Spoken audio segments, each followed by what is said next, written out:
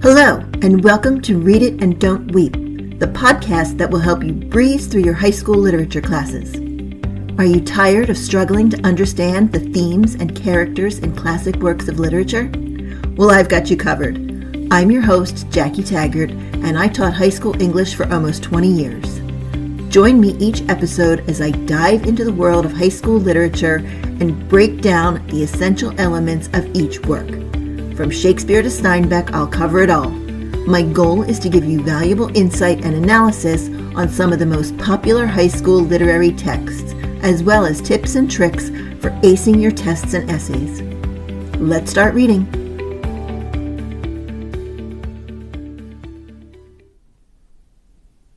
Welcome back. In Act 1, Scene 1, we left off with King Duncan making the fateful decision to have the Thane of Cawdor executed and award that title to Macbeth. As Act 1, Scene 3 opens, we are at the heath with thunder and lightning.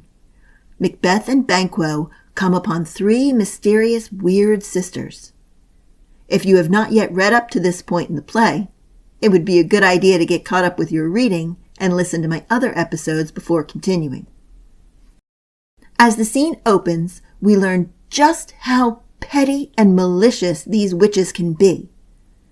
The second witch casually mentions that she's been killing swine, while the first witch tells the others of her revenge plan. A sailor's wife was snacking on some chestnuts when the first witch asked for a bite. The wife, though, called her a pig and told her to leave. Now, the first witch plans to get back at her by attacking her husband, a captain on his way to Aleppo. The witch is going to sail to him in a sieve, a magical boat, and she vows, I'll do, and I'll do. The other two witches immediately offer her winds to help her travel. The first witch says she already controls all the other winds and will track the sailor using the shipman's card, which is a compass. She will drain him dry as hay, which means she will exhaust him by denying him sleep, weary 7 nights, 9 times 9, which calculates to 81 weeks. She promises he shall dwindle, peak, and pine, and his ship will hit strong storms. As a gruesome souvenir, she pulls out a pilot's thumb, wrecked as homeward he did come, a trophy from another sailor she punished. In other words, don't mess with the witches. Next, we hear drumming off stage. Macbeth is on his way, so the three witches prepare to meet him.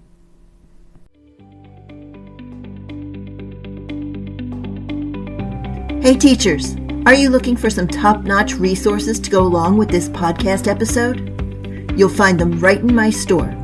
A quick click on the link in the show notes gets you right there. What awaits? A stash of guided questions, note-taking aids, and assessments to use with your students. Go ahead and make the most of these resources today.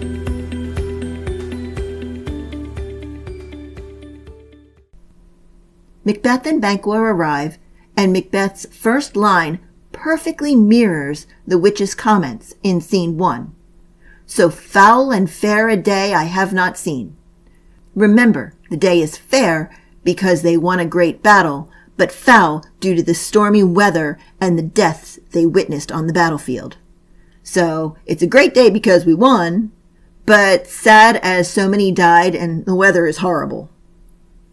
Banquo is the first to notice the women, describing them as so withered and wild in their attire that they look not like the inhabitants of this earth.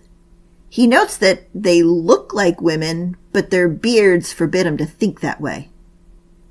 Macbeth demands they speak, and speak they do, delivering a 3-part prophecy that drives the rest of the play.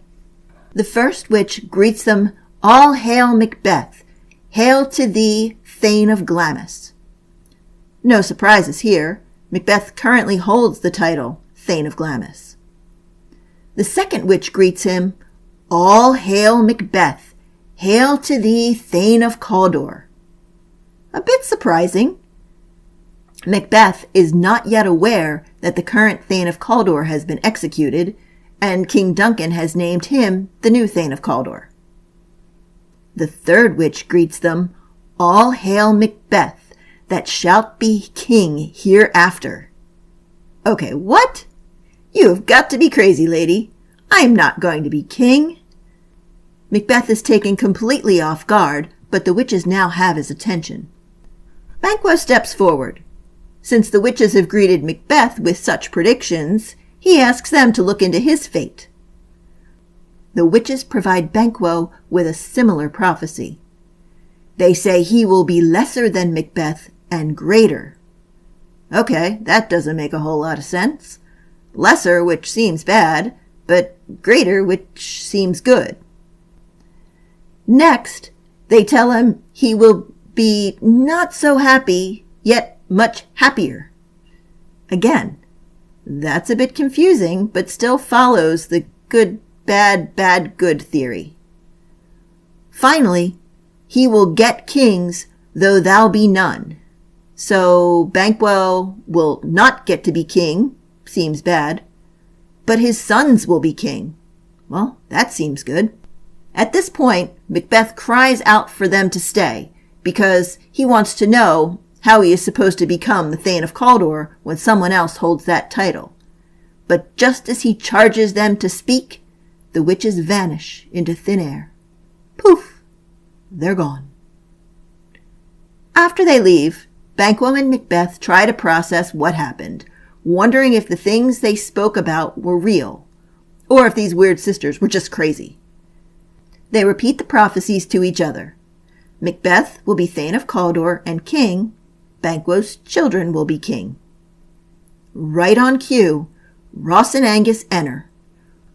Ross is talking quickly, telling Macbeth the king is ecstatic about his success on the battlefield. Then, the moment of truth.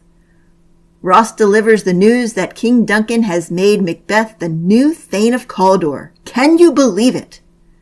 Banquo, shocked by the immediate truth of the prophecy, asks, "What? Can the devil speak true?" Macbeth, still reeling, asks Ross and Angus why they dress him in borrowed robes. In other words, why are you calling me by another title instead of using my correct title? Angus explains that the former Thane of Cawdor is to be executed for treason if he has not been executed already. Macbeth is in complete shock, and it starts his brain thinking furiously about the future. With two of the three prophecies immediately confirmed, Thane of Glamis and Thane of Cawdor, Macbeth, in an aside, which is when a character on stage thinks out loud so the audience knows what they're thinking, realizes that there's a real possibility that he will become king.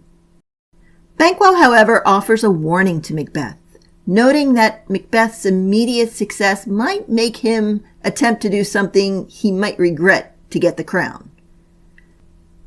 Banquo, however, offers a warning to Macbeth, noting that Macbeth's immediate success might make him attempt to do something he might regret to get the crown.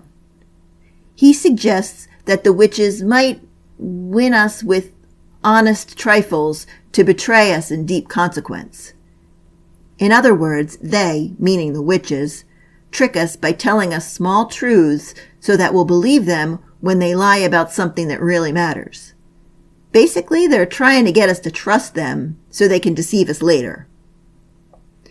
This is very important as Banquo seems to realize the evil intent behind the prophecies. Don't forget about what these witches did to the sailors at the beginning of the scene. They should not be trusted. But Macbeth is already too far gone. He recognizes that the information he was given is complex. It cannot be good, yet some of it has already come true. At this point, Macbeth begins to struggle with a terrible, violent thought. If he kills King Duncan, then he will become king. Yikes! He tries to calm himself, thinking, if chance will have me king, why, chance may crown me without my stir. maybe I don't have to kill the king. Maybe fate will make me king without doing anything at all.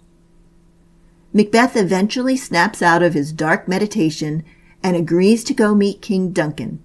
He tells Banquo that they should think upon what hath chanced and discuss it more fully later when they've really had a chance to let it sink in.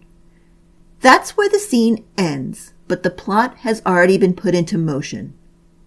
Before continuing on to the next scene, take a few minutes to record your thoughts in your reading journal. After hearing how the witch's prophecy immediately began to influence Macbeth's thoughts and actions, consider Banquo's warning that the weird sisters might be trying to trick them with their partial truths. How does this idea apply to the choices people make when they're presented with tempting but potentially dangerous opportunities? Can you think of a situation, real or fictional, when someone might be misled by partial truths, like Macbeth?